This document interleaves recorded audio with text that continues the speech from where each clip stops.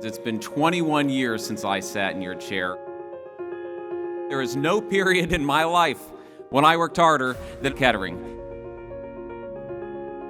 This is among the finest institutions in the world. You know what you've accomplished is hard, and you also know most people could not have done what you have done. Make sure you enjoy the journey.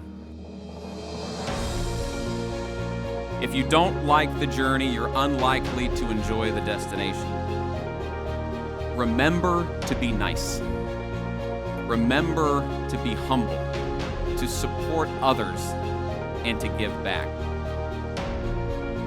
I'm proud to be an alum of Kettering University, and I'm more proud knowing the quality of the class of 2024. Make no mistake, you all have raised the average.